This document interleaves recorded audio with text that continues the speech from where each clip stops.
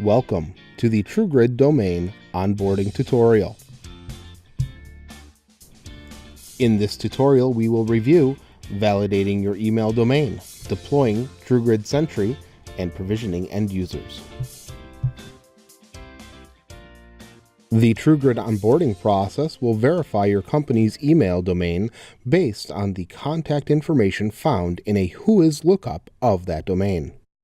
To start this process, click on the Send Validation Email link. Once you receive the validation email, click on the Activation link to finalize the domain validation process. To deploy TruGrid Sentry, download the Sentry Cloud connector onto any server in your network and retrieve the activation code. After launching the TruGrid Sentry installer, you will be prompted for the activation code you retrieved from the website. Before activating, if your external domain name differs from your internal Active Directory domain, you will need to add a UPN for your external domain through Active Directory Domains and Trusts. To finalize the install of the Sentry Cloud connector, simply follow the installation prompts.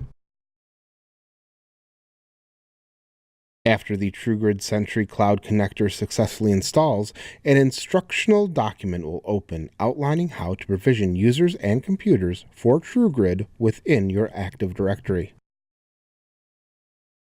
Within Active Directory users and computers, you will find the newly created TG Computers and TG Users security groups under the Users OU. Populate the TG Computers group with the PCs and servers you will be accessing through the TruGrid portal.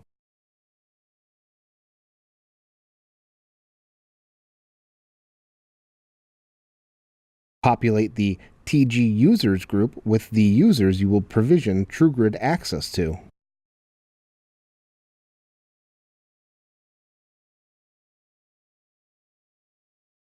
If it was necessary to add a UPN to your Active Directory domains and trusts, and you would like your users to use that UPN to log into the TruGrid portal, you will need to update the user object in Active Directory.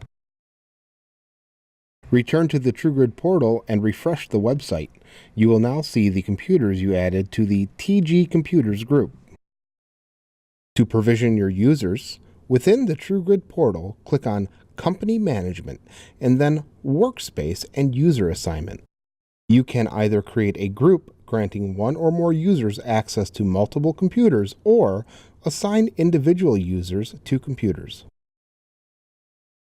It is important to note that these groupings are stored in the Microsoft Azure database, and not in your Active Directory.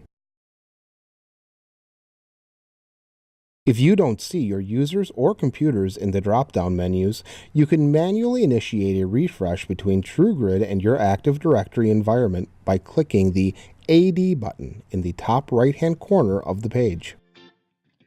You are now ready to start using TruGrid.